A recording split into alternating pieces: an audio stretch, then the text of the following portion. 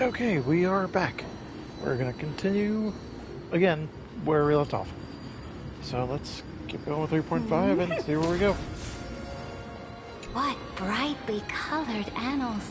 The journey of the Deliverer's conquest. Let me partake in it.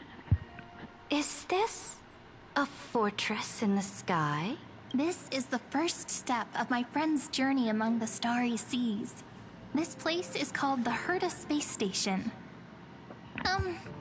Just think of it as a supersized grove of Epiphany. Oh, so it's the territory of that witch. She and another Antikytherian lent me a helping hand back at the banquet. Look, over there. Looks like he's talking to Madame Herta in his memory. Let's go listen to what she thinks about this world. All constructed by eons and paths. Are you telling me that woman is Herta? She seems shorter than I remember. Pretty nice space station, huh? But just wait. After a couple more stops on the Astral Express, you'll see sights that'll make this place look ordinary. Oh, the cosmos is so vast that the unknowns far outnumber the knowns. But none of them will end up being anything amazing. The farther you go, the more you'll understand what I mean. So do your best with the nameless. Break a leg! And remember to send an update or two to Asta when you've got some downtime. She certainly shares my way of thinking. Only that instead of a conquest through blood and fire, they chose a gentler path. People call Madame Herta and Mr. Screwlum geniuses. Apparently, only the smartest people in the cosmos can receive the blessings of Nous, Amphorius' true creator. Do you mean that even individuals of such nobility are merely subordinates to a god? On the contrary, after all, it was the very first of them who created the god. But I don't really know all the details about that. You might be able to ask Madame Herta herself when you get the chance. Let's go check out some other worlds next, shall we?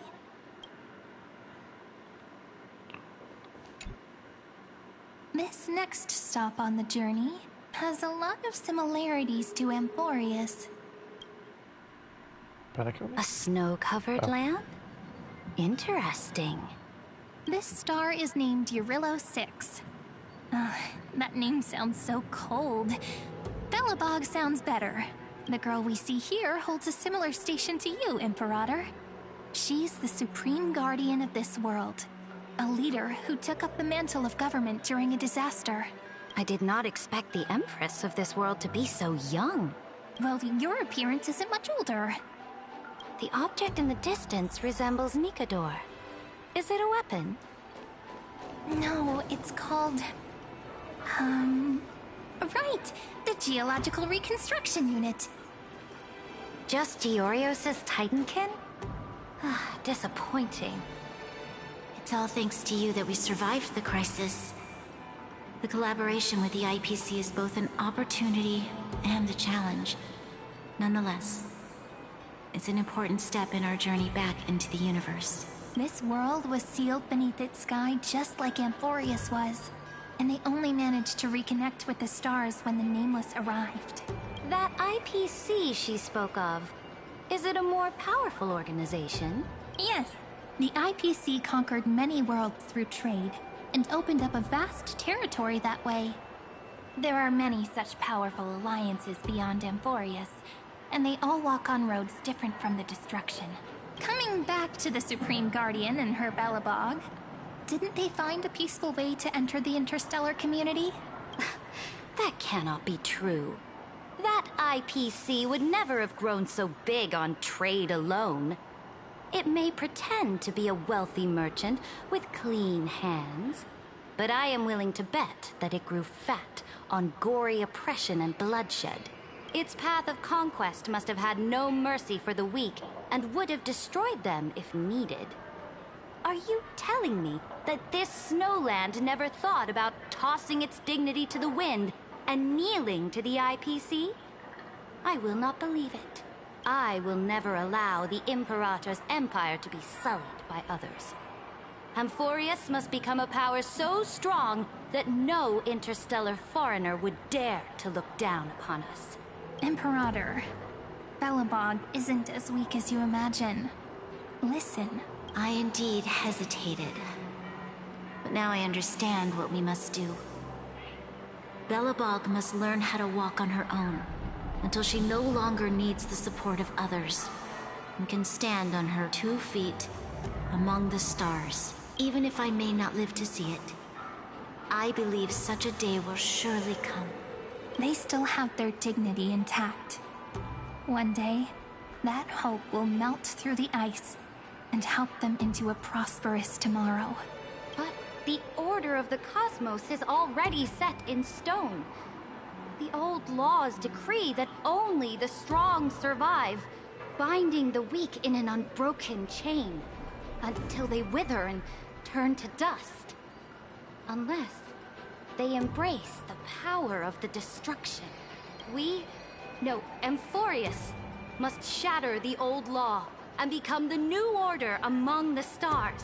Speaking of the order, another one of my friend's companions may be able to enlighten you further on that. Let's go to the next page. Okay, so Order's Penacony, so is it going to Xianzhou now? Because of Order, I guess?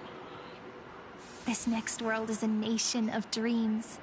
Yeah, the Penacony. The first time I heard about that place, I didn't even know what to think.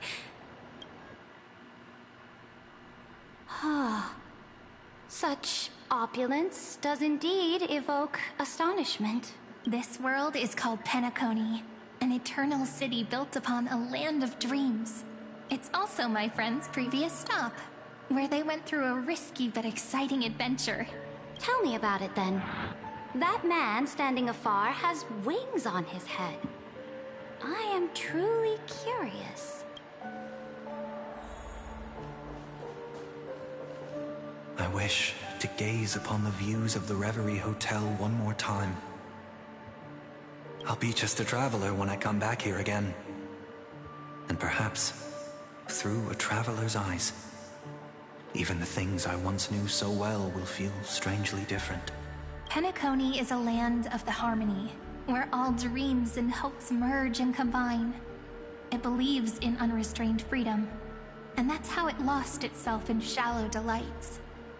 Then, this young man before you chose to rewrite its laws, using the power of the Order, hoping to shape a dream-bound paradise of perfect happiness.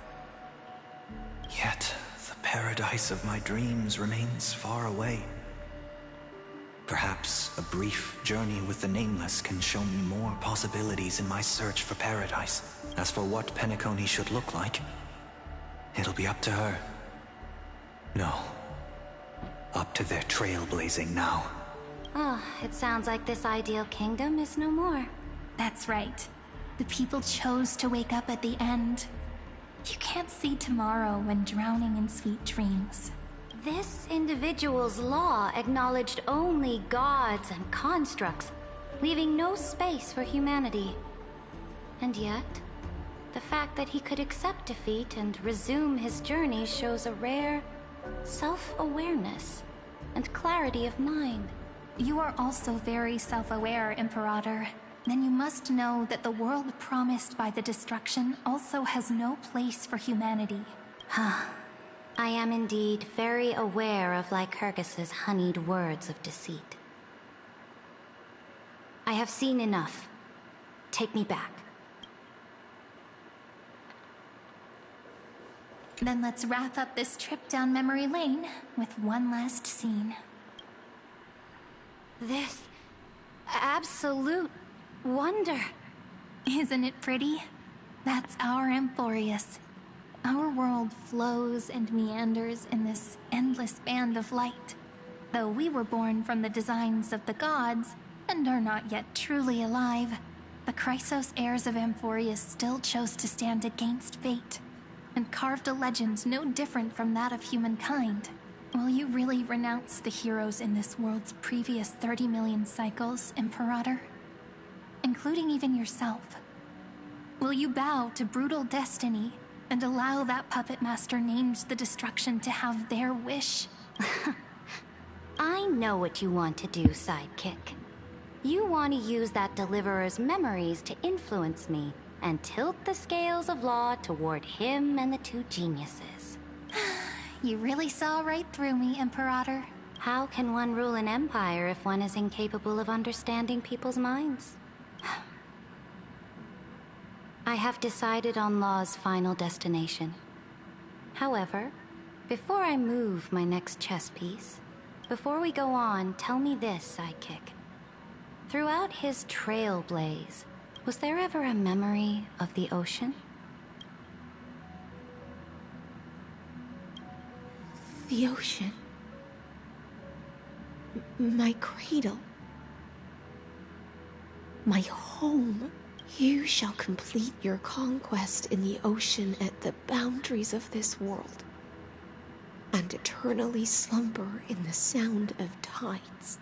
You shall eternally slumber in the sound of tides, and complete your conquest in the ocean at the boundaries of this world. Our prophecies aligned as flawlessly as a sea snake circling upon itself. An elegant loop, like a joyful hymn, like the circulating ocean current, like our two fates, like Amphorius itself.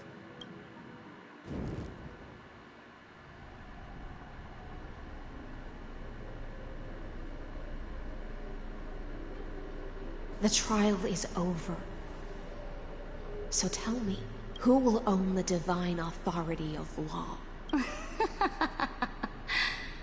I won't give it to anyone. What? I am the law. Why should I give my imperial crown to any other? Both the Deliverer and the Theoros came from beyond the sky. They have no right to interfere with the lands I conquered with my own two hands. The law of Amphorius shall be determined by Amphorius's master. What exactly did you see in the trial? Everything. I saw everything regarding the rules of this world's operation. I saw the laws of extrapolation that Theoros spoke of. I saw the ultimate protocol. As long as I offer a sacrifice of equal weight, I can rewrite the laws of this world according to my will. I can turn good into evil, ugliness into beauty, and weakness into strength. Fate gave me a very fair deal. One rule change for the life of one demigod. What are you planning to do? You can't guess. We can conquer the stars without relying on any power from beyond the sky. We just need to make some reasonable sacrifices. Your ambitions have already made so many people give up their lives for the law. And you're still not done? I am determined for Amphorius to stand on her own 2 feet among the stars. You are beyond reason. You think such a simple and hypocritical statement can justify your atrocities. There's no new without destroying the old. That's what you consider an atrocity? Ironic, for that is also the unchanging law of Amphorius's revolutions. Ever since the Flame Chase prophecy resounded in the distance, fate has decreed for the Chrysos heirs to ignite our blood and illuminate this dark age. People would still be puppets of the old dynasty if it weren't for my conquests. But your world doesn't seem to be any different from your predecessors. Bloodshed, tyranny, oppression. You're making the same mistakes they did. Go and see everything for yourself. Go to any library I've built. Go listen to the rumors on every street corner. Go and witness how the Imperator crushed the old laws and forged new ones. Go and see what my conquests brought to this world. I cleansed the Chrysos War's filth and mended all the conflicts left by the Arabellica. I restored Akima's might and allowed mortals and Chrysos heirs to face each other as equals in the Council. I punished all sins and rewarded all achievements. I smashed Talantin's shackles, united humankind to save themselves, and started the Flame Chase era. That's what the Imperator has done in her glorious life. So now, hearken to my final words. History will eventually forget Ceridra. But it will never forget the Imperator's people or the Flame Chase era she began. Final words? Amphorius is about to be destroyed. There's no time left for pointless debates. There is only one law I want to overturn to aid the final battle of deliverance. So I will only offer the life of one demigod. In the name of the Imperator, I command you one last time, Electra. Either sacrifice yourself for conquest, or pierce this tyrant's chest with your sword.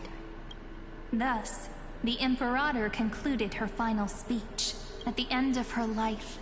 At the last moment before she stepped onto the altar, she gave her most loyal subject the choice to decide fate, just as she promised her compatriots before her very first campaign. My blood flows in you now. Heroic compatriots, follow me, and we'll seize fate's reins! The Imperator fell. Some say that the Dux Gladiorum turned traitor and killed her liege. Some say that she imprisoned the tyrant in a shallow pond of water, then left. Which meant the Imperator had to kill herself to rewrite the law. There are countless stories about her death. All we can be sure of is when the knight left the vortex, the Imperator was still mumbling about their past conquests together, the beginning and the end of her existence. Imperator, wait! How could someone of your status come to the front lines? Let me be the flag bearer! The troops defending the pass to the west of the grove, have they surrendered? They ran as quickly as they could when they heard your name. The Golden Cocoon Pass is now in the First Legion's hands. Good. What about the Delosian militia? The 3rd Legion set fire to the mountains and flattened everything west of the basin. They just need a few more days. That is enough. We cannot afford to miss an opportunity for victory. Lastly, how many Ladonian cannons are left? They are no more. The 2nd and 4th Legions have destroyed them all. Very good. They now have no way out, no reinforcements, and no artillery support. We will be able to liberate the Grove of Epiphany in the blink of an eye. We will launch the final charge 1 quint after the curtain fall hour tomorrow. Remember, as long as the Alliance's flag still flies on my shoulders, you must keep moving forward. Take no prisoners among the enemy soldiers. All sages who resist are to be captured and tried according to martial law. And do not destroy any books. Now go. Notify the entire army. Understood. Those who are resolved to die, we salute you. Reporting in. The Mountain Dwellers are resisting fiercely, and the legendary Mountain Breaker has personally engaged in battle. Their formations are nigh impenetrable.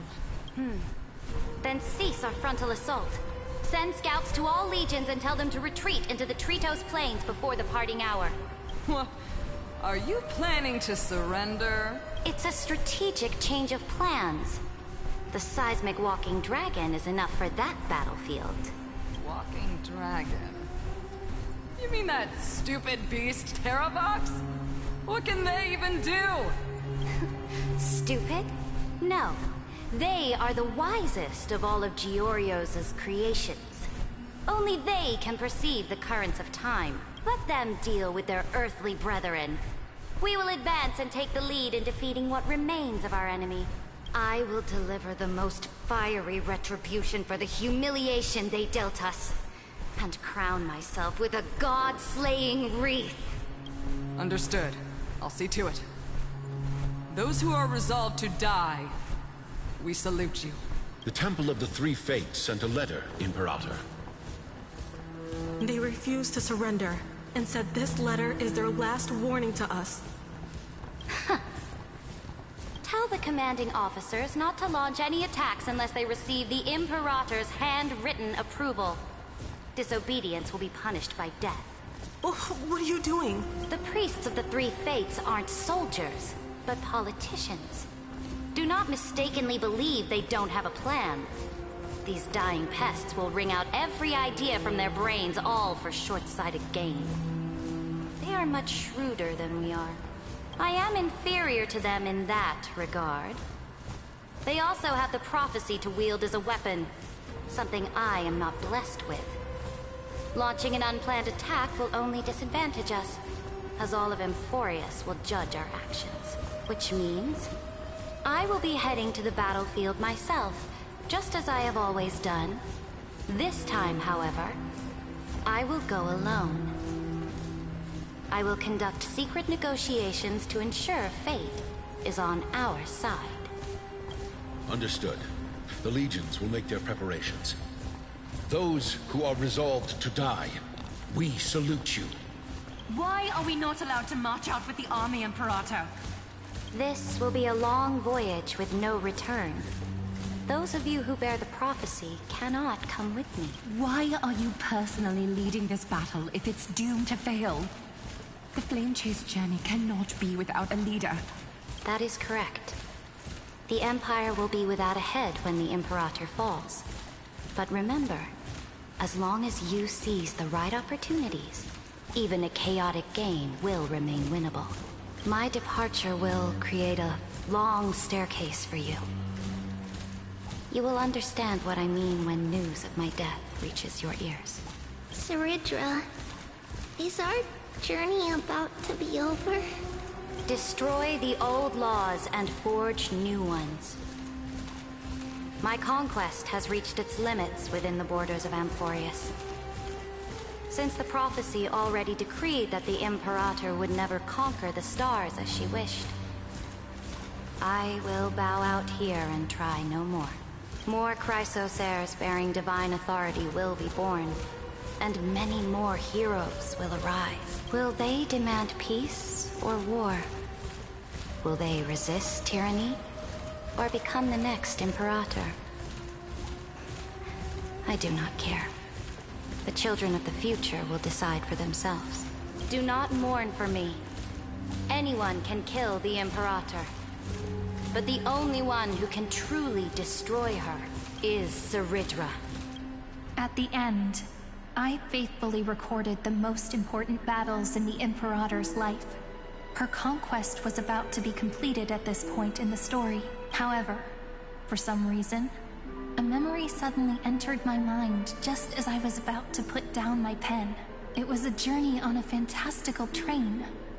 I had the honor of having a heart-to-heart conversation with the Imperator under the stars. And I asked her this question at the end of that discussion. How do you want history to remember you? As a hero who gave up her life for the Flame Chase? Or as a tyrant? She answered so quickly, as if she had made up her mind long ago. I would rather be forgotten than be defined.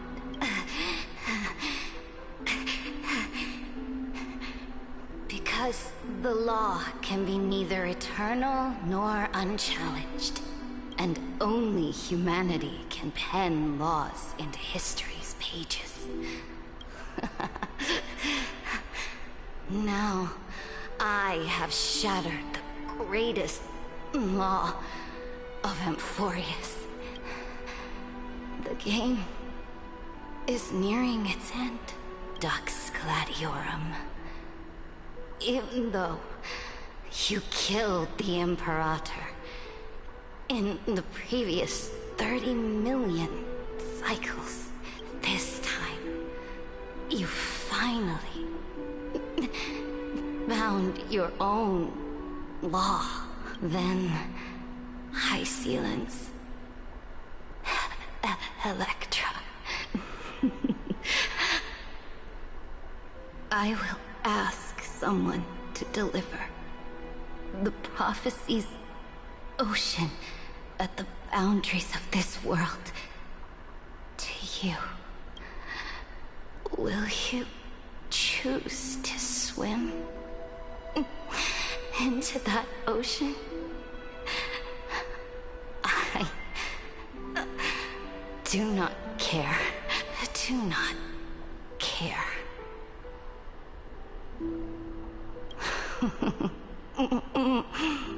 The Imperator muttered about her conquests, and news of her death spread in the city.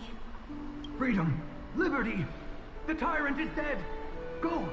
Shout this news in the streets! My people! My fellow elders! Do not panic. Stand your ground. That usurper has paid for her ambition with her life.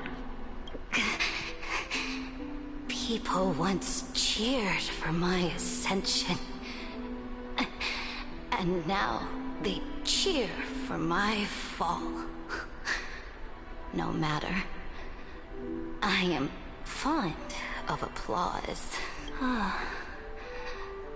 see the cosmos. The battlefield that I cannot reach. I will return in the next cycle. The stars will hear my legion's war drums. Hear the great name of the Imperator. Hear Amphorius's Serid. To this day, we do not know which rule the Imperator overwrote at the cost of her life. Perhaps the truth will only be revealed at the moment of checkmate. Just like every chess game she ever played, we only know her death inflamed Akama. On one side of the city, those who defended liberty toppled her statues to the ground. On the other side, her supporters put themselves between the masses and her monuments, declaring loudly that the Sovereign is still among the people. It is said that golden blood congealed into the same letters everywhere they fought. It was the name borne by Akama's first and final Sovereign, the Imperator Seridra. But the one who bore that name did not see any of this. Her gaze was cast far away, and the sound of tides in her ears drowned out the people's cries. What was the Imperator thinking about in that prophesized ocean at the boundaries of this world? In that shallow puddle of stagnant water? Was she reminiscing about her past conquests? Or repenting for the millions killed for the flame chase? It was neither. The Imperator only saw how the surface of the water gleamed like that crude chessboard, dissected by light and shadow in the afternoon when her teacher played against her for the first time. Look at this chessboard. What do the pieces look like? They are strangely beautiful. They look like the stars in the night sky ablaze.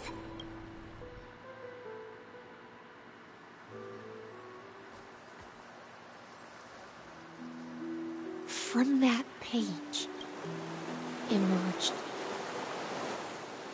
an ocean so vast, so pure, not a single trace of corruption. Is this Seridra? Electra, my subject.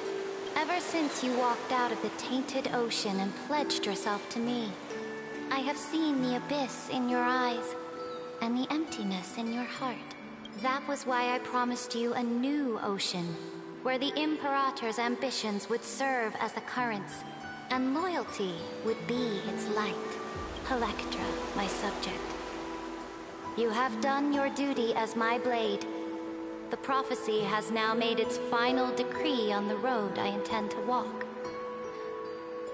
My conquest is doomed to never reach the stars. But the Imperator never makes empty promises.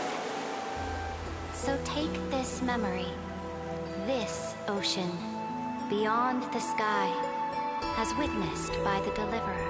This is the final gift that the Imperator can leave for her subject.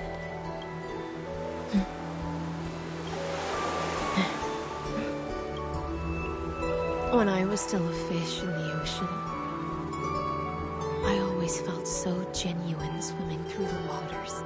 But once I stepped onto land, I found myself caught in a play. Every land dweller wore a mask in their life. So I, too, donned a costume and tried to find my role in this show. I became your blade in war and the violin strings at banquets. Do you still not get it? I do not long for the oceanic depths of my homeland. Nor do I crave the swelling seas beyond the sky. Perhaps even I don't know what I want. I still don't know where I should swim to even at the end. But I know one thing right now. A fish is simply a fish. And she can never leave the ocean she's in. But whether under the ocean or on land, we two prisoners who can never escape this cave can still look outside the cave and see the stars. I have to admit, the 12-factor simulation of life in this experiment has far exceeded my expectations. Make your choice then, senior society member. Do you want to keep walking down the wrong path and be remembered for your incorrect conclusions? Or do you want to return to the audience's seat and give yourself, Amphorius, and the entire cosmos a more fitting end? I must refuse. A dead man never fears death. Did I not make myself clear? Have you forgotten about our dear Lord of Silence? You wouldn't want her to consider your 8 other clones as cancers within the erudition and chop them all up, would you? Your logical deductions are vastly different from mine. Therefore, allow me to provide one more academic recommendation. Listen, my peers. Why don't you look beyond this world? Just as the Chrysos heirs did. Re-evaluate your calculations and take into account all enemies in the upcoming war among the eons. Amphorius is not a place where 3 paths entangle, but where 3 paths fight to the death. You used Memoria to resist me, but did you not consider the possibility that the Remembrance and their children might have taken this opportunity to join the fray as well?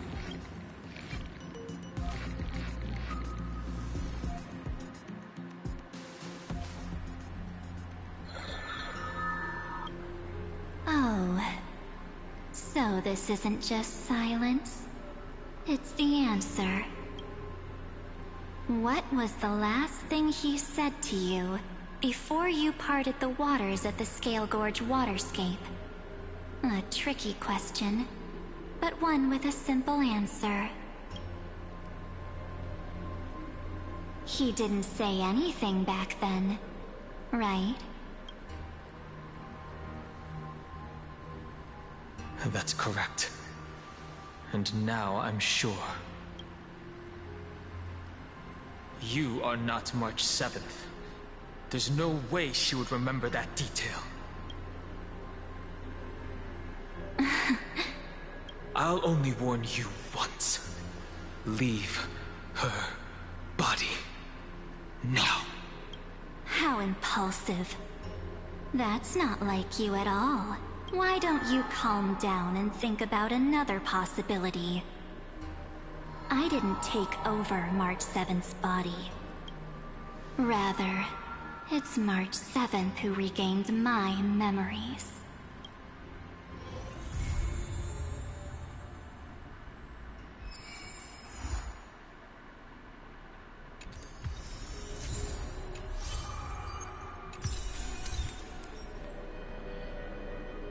Left off like that? Oh, okay. This is gonna be a long time till 3.6. Alright, guys, we will end it off here, and until next time.